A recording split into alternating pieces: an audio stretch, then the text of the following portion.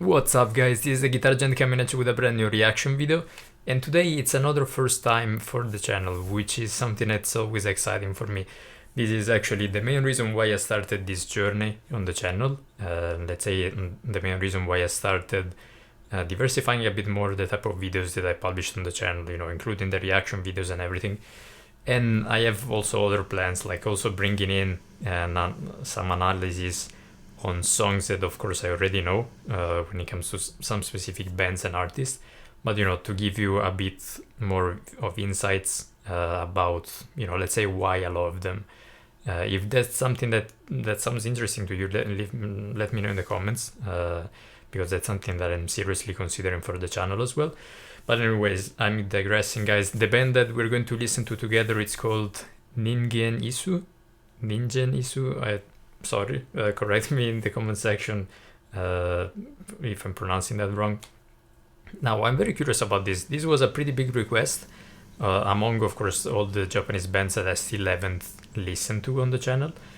And I've seen the thumbnail of this video popping up everywhere in my YouTube recommendations, which makes sense because, again, my chronology, if you go and scroll through it, it's mostly at this stage Japanese music, Japanese bands, live performances, reaction videos and everything. So, it makes sense that YouTube is trying to push me these kind of videos. But I'm very curious. I see there are also a lot of views.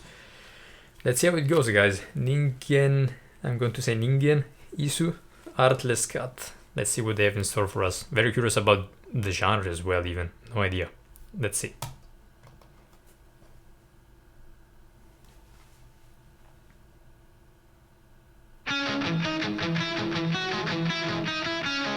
Very 80s metal tone on that guitar.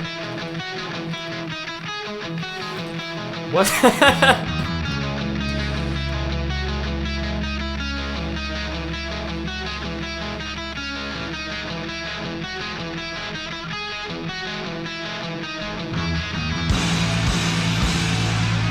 Oh, how dirty is that?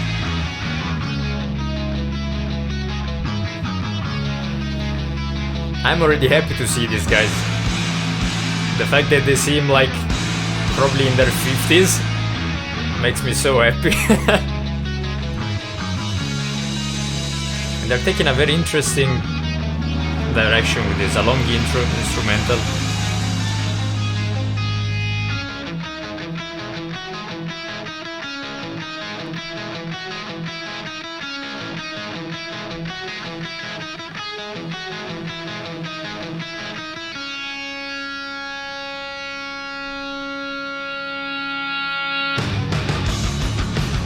Oh, nice!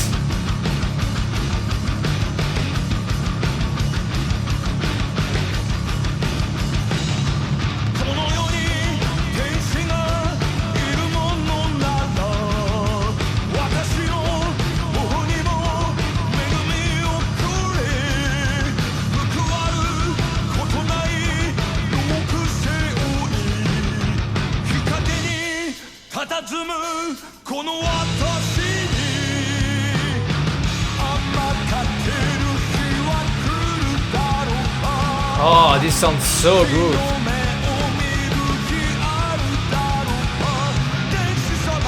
Those drum fills.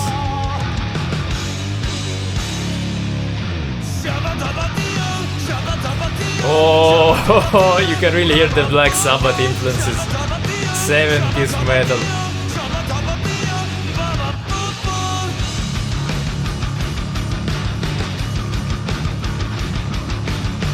That vocal line is so interesting. Vocal melody.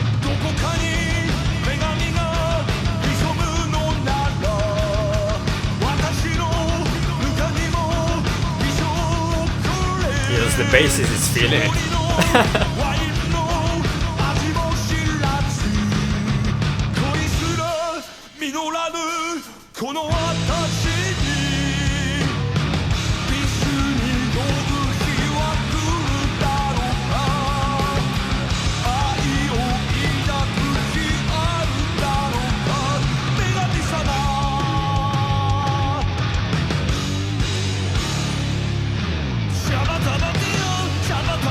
love this. It's so 70s metal, it's so evil.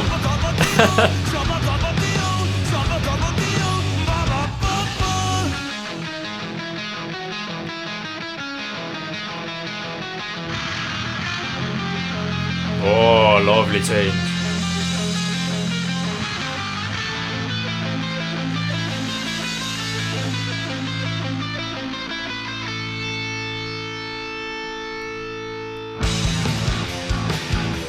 Oh!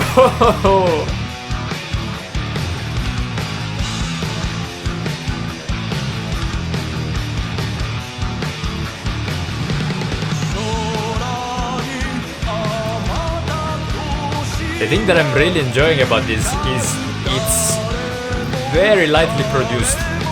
Feels like a garage band. And it really reminds me of Ghost.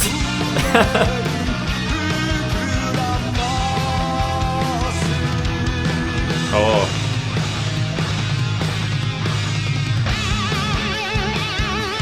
Guitar solo.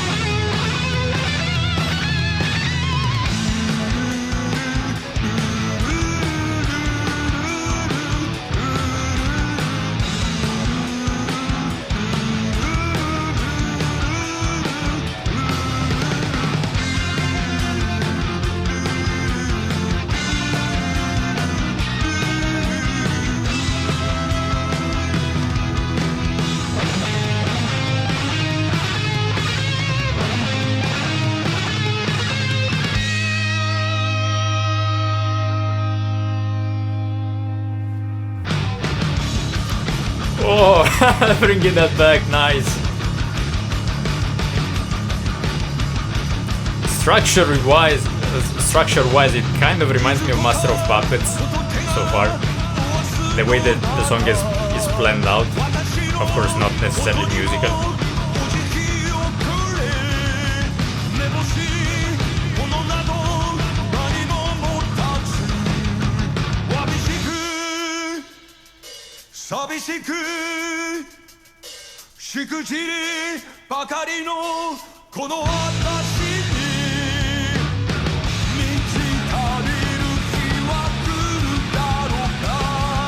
It really has an old school vibe, which I'm enjoying so much. And I'm not, of course, just saying that for their age, but it's...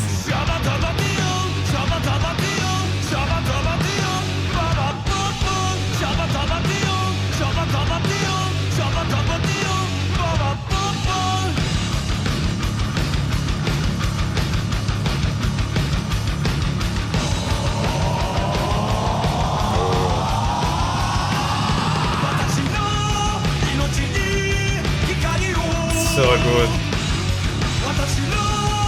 Again, those evil sounds. Ah.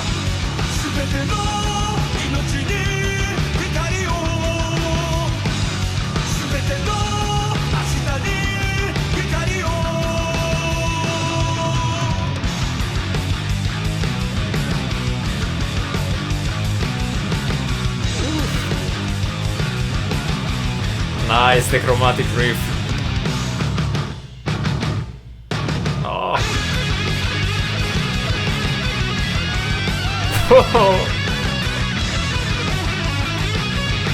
Pentatonic solos. Oh my god, this is so 70s. My heart is warm.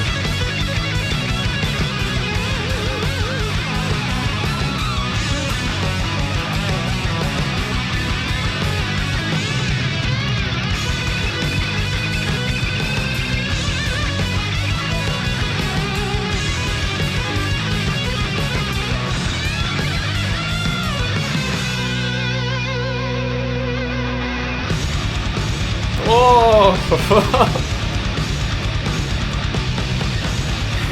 So good. This final, I guess, transition. Oh my.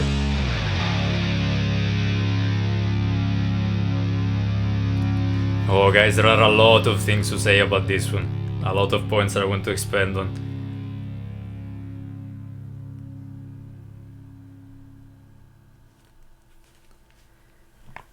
First of all, this was an amazing song.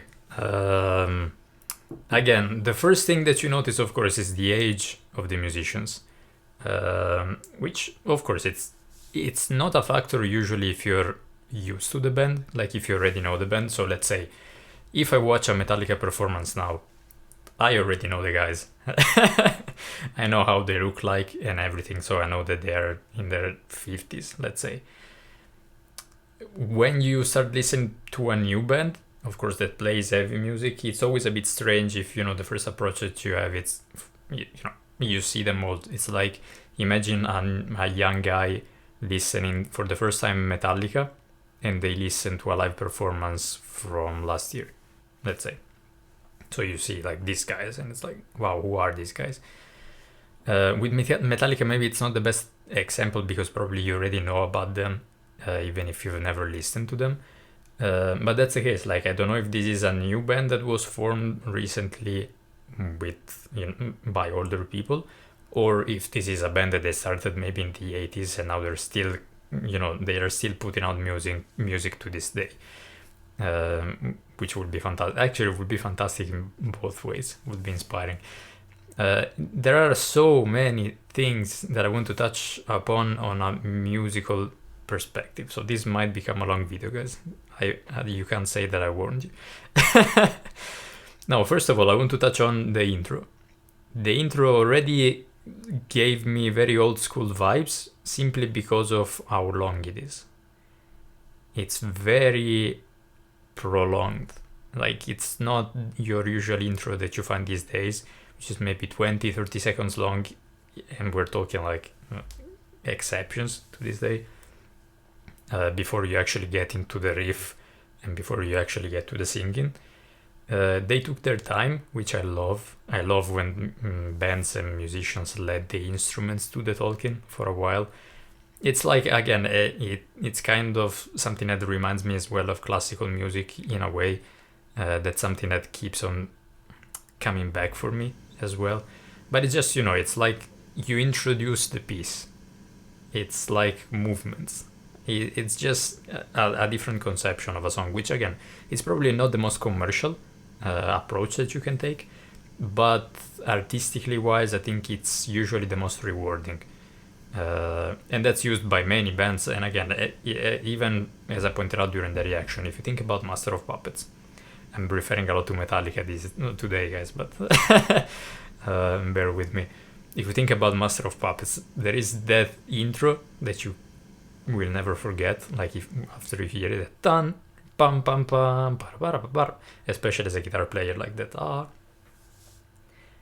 And that's something, if you think about it, that it's the intro of the song. It's not a recurring riff in the song.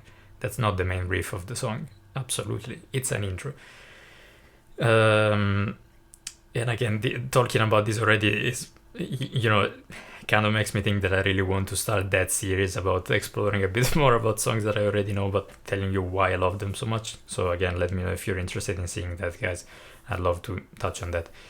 And what I meant when I said this is very old school as well is the production. It's, of course, the songwriting, as we said, there is the intro that is very long, very interesting. And the whole thing felt more like a jam session to me. It's like, again, you follow the flow of the song and you don't necessarily sit at a table with your software and you start cutting pieces and, jamming them together to create a 3-4 minute song that can break into the charts or whatever it is. Not that Japanese metal is supposed to break into the charts, I guess, but you know what I mean with that. So the vibe of the song and the way the song was written and performed really was old school to me, because if you go and listen to the Black Sabbath records from the 70s especially, there was that feeling of, okay, this is just a guy. It almost felt like there was just a guy in a room where the band was playing with a microphone, recording it and mastering, of course, and mixing it very well. But that was the vibe. Like, they were just playing and recording, and then they released it. which is something that I absolutely love. And you can tell, like, if a song has that vibe, it's usually more enjoyable, especially for musicians. That's what I've seen in my experience. Even if you think about, I'm thinking about Kaya's now just because I've just listened to Blues for the Red Sun. But that's also the vibe that you get with that band. The second point that I wanted to touch upon, though, when I meant this is old school, as I pointed out during the reaction, is the production. This is not very produced. It's not heavily produced, which is so refreshing in many ways. It's literally like there are almost no effects, no overdubbing. Of course, there are two guitars throughout the whole song because there is the rhythm one, and then he plays over that for the lead, which you don't see in the video, of course, because it's a three-piece band. But it's very minimal. Like, you can hear everything so clearly, nothing is distorted, there are no effects, no strange effects on the vocals or on the guitars or on the drums. The drums, oh, so good, the drum feels so tasty. And there is that specific riff towards, I want to say that that's the chorus, that is so 70s, and it reminds me so much of Black Sabbath. And that when I said that the evil sound, that's what I mean. It's like those chromatic, usually descending riffs that you hear them and you think, oh my god, this is like eerie, this is evil. And that's also why I said that this reminds me so much of Ghost. Now, I don't know how many of you are familiar with Ghost. I'd assume at this stage that most of you are, because they are becoming one of the biggest names in rock and metal music. It's a band that I absolutely love. Like, they're at this stage, they're one of my favorites. And I think that it's absolutely remarkable what they managed to do and to achieve. In a way, I think that it's similar to baby metal and very different at the same time. But they managed to get the approval, let's say, of many metalheads, which is never easy, despite, not necessarily sticking to metal music and to the, let's say, the square box definition of metal, which is something that already deserves the recognition for me. And they both, like, if you listen to the early records from Ghost, especially the first two, Opus Eponymous and Infestissumam, there is this very strong 70s vibe, hard rock 70s songs. Like, it's so strong, it's such an evident influence. And you can hear that here as well, again, as I mentioned with Black Sabbath. Absolutely beautiful. Again, it's refreshing in many ways. I know that there is still a level of originality here that's playing, don't get me wrong, absolutely, especially to write a song like this with many sections, very different parts. And here there were elements from the 70s, absolutely, but also from the 80s. I feel like from some 80s heavy metal as well. It was overall extremely interesting performances wise. I didn't focus much on the bass. There were some very interesting lines, but it wasn't very like in your face.